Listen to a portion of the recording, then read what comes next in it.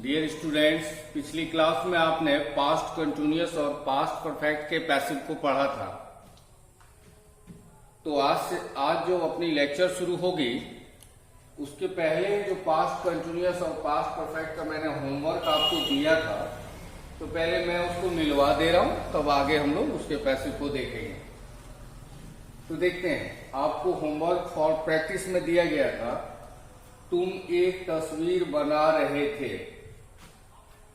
आपने इसका बनाया होगा you were drawing a picture. फिर से रिपीट करूं, you were drawing a picture.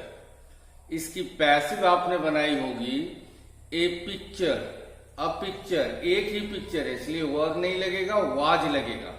अब जब आप पैसिव बनाओगे ना, तो जो ऑब्जेक्ट को आगे लाओगे उसके हिसाब से देखिएगा कि कौन सी सहायक क्रिया, क्योंकि एक तस्वीर है तो एक तस्वीर के साथ वर तो लग नहीं सकती, इसलिए वाज लगेगा। A picture was being drawn by you. उसको 6 रूपों में आपने बनाया होगा। A picture was not being drawn by you, was a picture being drawn by you, was a picture not being drawn by you।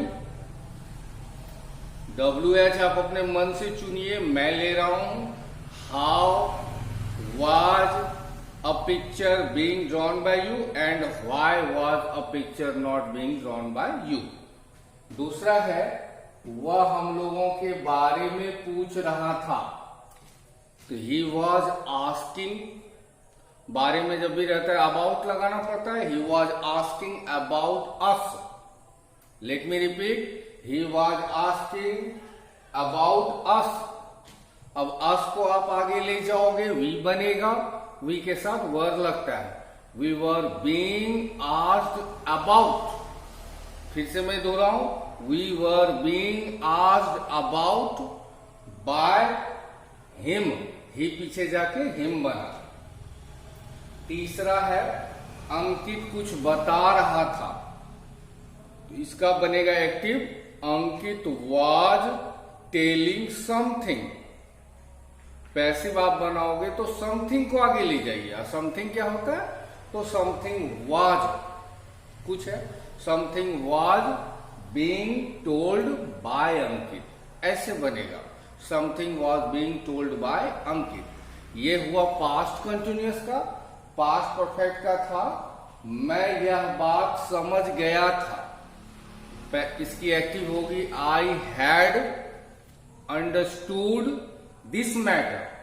Passive आप बनाओगे, this matter had been understood by me. I पीछे जाके क्या बन गया? Me. This matter had been understood by me. इसके 6 रूप होंगे। This matter had not been understood by me. तीसरा होगा, had this matter been understood by me. चौथा होगा, had this matter not been understood by me. पांचवा जो WH हम लोग कहते हैं, यानी वाई, व्हेन, वेयर, ये सब लगाना है। तो व्हेन, या आपने जो लिया है वही लिखिए, when had this matter been understood by me and how had this matter not been understood by me. मैं जो WH बोल रहा हूं, कोई जरूरी नहीं कि आपका भी वही हो, आप अपने मन से कुछ भी ले सकते हैं, लेकिन अच्छा होना चाहिए, जो सुनने में समझने में अच्छा लगे। तो इस तरह से आप, मैंने पहला सेंटेंस का 6 रूप बताया, उसी तरीके से आगे का दोनों सेंटेंस का। तुमने मेरी किताब ली थी। You had taken my book. You had taken my book. Passive बनेगा, my book had been taken by you. My book had been taken by you. Last है, उसने मेरे भाई को बुलाया था। एक्टिव होगी, he had called my brother. He had called my brother. Passive बनेगा, my brother had been called by him. उम्मीद है आपने अपने कॉपी में जो बनाया है उसको मिलाया होगा, और मिला करके चेक कीजिएगा आपसे बन पा रहा है कि नहीं बन पा रहा है। इन केस कोई दुविधा है, कोई परेशानी है, तो वो हमको बताइए। लेकिन जैसा हर एक लेक्चर में मैं इस बात को कह रहा हूं कि जिनकी टेंस में कमजोरी है उनके लिए पैसिव मुश्किल होने वाला है। इसलिए वैसे छात्र जिनको अभी भी एक्टिव पैसिव में दिक्कत है, ये तो आपकी थाथी है ना, थाथी मतलब ये जमा पूंजी है, वीडियो है, इसको हम बाद में भी कभी देख सकते हैं, 2-4 दिन के बाद भी। पहले क्या करें, टेंस वाला वीडियो में जाते हैं और वहां से खोजते हैं टेंस को, ठीक से समझते हैं कैसे सर बनाए, कैसे बनाना, और वो सारी चीजें अगर समझ में आ जाती है तो फिर एक्टिव पैसिव भी समझ में आने लगेगी, तब कोई खास दिक्कत नहीं होगी। लेकिन जिनका एक्टिव पैसिव, जिनका टेंस कमजोर है, उनके लिए एक्टिव पैसिव कठिन होने वाला है। आज की क्लास जो है, आज टेंस खत्म हो रहा है। जैसा याद होगा आपको, शुरुआती क्लास में ही, इंट्रो में ही मैंने समझाया था कि 8 टेंस है जिसका हम लोग पैसिव करने वाले हैं। 3 था प्रेजेंट का, 3 था पास्ट का और 2 है फ्यूचर का। फ्यूचर में कौन कौन? फ्यूचर इंडिफिनिट और फ्यूचर परफेक्ट। फ्यूचर कंटिन्यूअस का पैसिव नहीं बनेगा, या फ्यूचर परफेक्ट कंटिन्यूअस का पैसिव नहीं बनेगा, व्यवहारिक नहीं है, दैट इज इम्प्रैक्टिकल। तो हम लोग आज फ्यूचर इंडिफिनिट और फ्यूचर परफेक्ट की पैसिव को समझते हैं। क्या है वो देखिए, जैसा बोर्ड पर लिखा हुआ फ्यूचर इंडिफिनिट। स्ट्रक्चर क्या है? ऑब्जेक्ट ऑफ एक्टिव, जो मैं डेली लिखता हूं। आपने अगर ठीक से देखा है, ठीक से अनुभव किया है, तो आपने खुद भी महसूस किया होगा कि सर 2-3 चीजों को डेली लिखते हैं।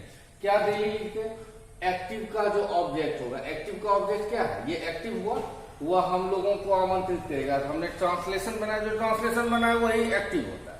तो ही विल इनवाइट अस, इसमें सब्जेक्ट ही है और अस क्या है? ऑब्जेक्ट। तो यहां क्या पहले लिखने के लिए कहा कि ऑब्जेक्ट ऑफ एक्टिव, यानी पहले अस को लिखो। लेकिन आगे में अस नहीं लिख सकते हैं, अस का ही रूप बदल के क्या हो जाता है? वी, जो टेबल में लिखा है वी अस होगा। जब आगे से पीछे लाओगे, जब पीछे से अस को आगे लाओगे, फिर वो वी उल्टा हो जाएगा। तो ऑब्जेक्ट ऑफ एक्टिव शाल या विल। आपको एक चीज एकदम दिमाग में फिट कर लेना है, जो कि आपको मालूम भी है कि 2 के साथ, आई और वी के साथ शाल का प्रयोग होता है। Along with the first person I and we have to use shall. Although it is not so that we cannot use will along with I and we. We can, but problem arises when we make its interrogative form. In interrogative, along with I and we will never be used. जैसे मैं जाऊंगा तो आप बोल सकते हो I will go. मैं नहीं जाऊंगा आप बोल सकते हो आई विल नॉट गो। यानी पॉजिटिव निगेटिव में विल लगाते हैं सब में, आई वी के साथ भी लगता है। लेकिन अगर रहेगा क्या मैं जाऊंगा, तो will I go will be wrong. The right statement will be shall I go, shall I not go, when shall I go, why shall I not go. यानी जितना इंट्रो प्रश्नवाचक वाला जितना बनेगा, सब में फिर वही लफड़ा होगा, आई और वी के साथ विल नहीं लगेगा, शैल ही। तो हम लोग शुरू से ही शैल क्यों नहीं लगावे? तो याद रखना, आई और वी के साथ शैल, बाकी किसी सब्जेक्ट के साथ विल लगेगा, तो वह हम लोगों को आमंत्रित करेगा। तो आपने क्या बनाया? He will invite us. Structure क्या कहते हैं? पहले ऑब्जेक्ट लिखिए, पहले ऑब्जेक्ट अस लिखिए। तो अस को हम आगे ले जाके क्या बना दिए? वी। वी के साथ क्या अभी हम बता रहे थे? शैल लगेगा। फिर बोर्ड देखिए, फिर क्या लगाना? We shall be. फिर क्या करना? V3। तो इसमें वर्ब कौन है? इनवाइट है, आमंत्रित करना। V3 करना है तो इनवाइटेड हो गया। फिर क्या लगाना था? बाय। लास्ट में क्या लिखना? Subject of active. तो सब्जेक्ट क्या था? ही पीछे जाके क्या बन गया? Him. We shall be invited by him. इसका नेगेटिव आपने बनाया he will not invite us, तो इसका नेगेटिव बनाया we shall not be invited by him. यानी इसके 6 रूप और ठीक वही 6 रूप का 6 रूप इधर बदला गया है। बोर्ड को ध्यान से देखेंगे, फ्री माइंड से समझने की कोशिश करेंगे, तो ये बहुत मुश्किल नहीं है, बहुत आसान है। हाँ, मुश्किल हम लोग दिमाग से कोई चीज को बना लेते हैं। जो मैं कई बार आपको कह चुका हूं कि हारा हुआ मन कुछ भी जीत नहीं सकता है। जीतना है तो मन को पहले स्ट्रांग करो कि नहीं। देखते हैं सर के बोर्ड में क्या लिखा हुआ। सर जब इतना क्लियर कि एक्टिव का 6 रूप, पैसिव का 6 रूप, तो कम से कम पढ़ तो सकते हैं। फिर भी डाउट होगा तो हम समझने की कोशिश करेंगे, सर से फोन करके पूछ लेंगे, कमेंट में जाकर के बात कर लेंगे। ये हो गया फ्यूचर इंडेफिनिट का। बोर्ड को ठीक से पढ़िएगा, ठीक से समझने की कोशिश कीजिए। मैंने 3 होमवर्क आज उसका भी दिया, फ्यूचर इंडेफिनिट का। रही बात फ्यूचर परफेक्ट का, क्या आप समझ गए हो फ्यूचर इंडेफिनिट कैसे बनाओगे? पहले हमने 6 रूप में किसको बदला, वह हम लोगों को आमंत्रित करेगा, एक्टिव बना, एक्टिव यानी ट्रांसलेशन बना 6 रूप में। He will invite us, he will not invite us, will he invite us, will he not invite us। वो हम लोगों को कब आमंत्रित करेगा, हिंदी में सोचे तो कब का इंग्लिश क्या होता है, when के बाद will he invite us, और वह हम लोगों को क्यों नहीं आमंत्रित करेगा, उसका लास्ट वाला नेगेटिव वाला, why will he not invite us। देखिएगा इसी को जैसे रूप में जिस तरह एक्टिव, अचानक सपोज करो कि आपको मैंने क्वेश्चन दिया व्हेन विल ही इनवाइट अस, इसका पैसिव बनाओ, तो आप क्या करोगे, व्हेन का व्हेन पहले लिख लोगे, अस को आपको आगे ले जाना है तो वी बनेगा, वी के साथ जानते हो शैल लगता है, तो WH के तुरंत बाद पहले सहायक क्रिया लगानी है, तो व्हेन शैल वी, तब क्या बी लगाना है, बी इनवाइटेड बाय हिम, हो गया। आराम से जुबानी बना लेना, इसके लिए कोई बहुत मुश्किल नहीं है, बहुत कठिन चीज नहीं है। आते हैं हम लोग फ्यूचर परफेक्ट पर।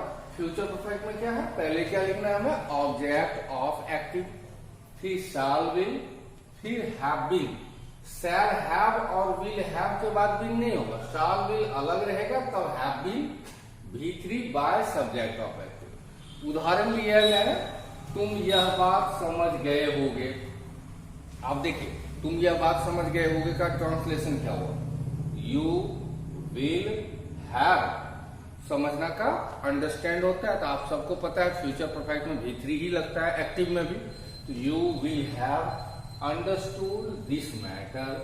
नेगेटिव बना, you will not have understood this matter, will you have understood this matter. इस तरह से मैंने नीचे तक जैसा डेली करता हूं वही काम आज मैंने किया है आपके 6 रूपों में। इसको हमने एक्टिव को भी बदला, फिर उसका 6 रूप में क्या बना, पैसिव। देखिए इसको आगे लेंगे, दिस मैटर, दिस मैटर, गौर से देखिएगा, ठीक से बोल देखिए, you will have understood this matter, तो ऑब्जेक्ट क्या है, दिस मैटर, तो हम ले गए दिस मैटर को, दिस मैटर के साथ विल ही लगेगा, क्योंकि मैं बार बार कह रहा हूं आई और वी के साथ ही साल लगता है, तो दिस मैटर विल, फिर हैव बीन, V3 इसमें है ही अंडरस्टूड बाय, जो सब्जेक्ट है वो पीछे चला जाएगा, तो आप सबको पता है कि यू जो है आगे हो या पीछे, यू का यू ही होता है, तो this matter will have been understood by you, this matter will not have been understood by you. इस तरह से इसको भी मैंने 6 अलग अलग रूपों में बनाया। होमवर्क आप डेली बनाओ, गंभीरता पूर्वक बनाओ। मुझे नहीं लगता है कि डेली आप बनाते रहोगे तो आपको कोई खास दिक्कत होगी।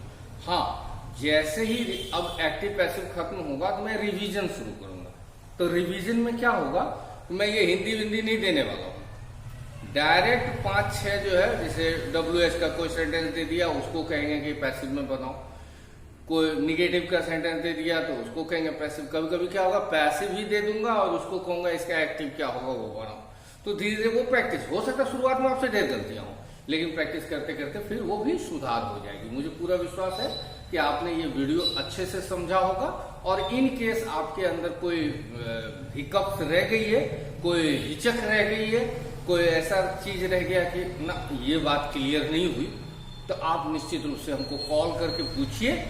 नहीं कॉल कर सकते तो व्हाट्सएप पर जाकर के जो कमेंट करना है कमेंट कीजिए, और जिन छात्रों ने अभी भी चैनल को सब्सक्राइब नहीं किया है वो लोग सब्सक्राइब कर लीजिए। अब कुछ छात्रों की बात मैंने सुनी, वो फोन करके मुझे बता रहे थे कि सर कुछ संस्थानों के द्वारा ऐप बना करके छात्रों को इनवाइट किया गया है, भाई बाकायदा आपको उसकी फी लगेगी और आप उसके हिसाब से क्लासेस कीजिए। तो अच्छा प्रयास है उनका भी, ये हम उसकी आलोचना नहीं करूंगा, वो अपने ढंग से सोच रहे हैं और अच्छा ही कर रहे हैं। और जहाँ तक हम लोगों की बात है तो अभी तो जैसे वीडियो जा रही है वैसे ही जाएगा, लेकिन अपकमिंग फ्यूचर में इसके बारे में हम लोग भी विचार कर रहे हैं।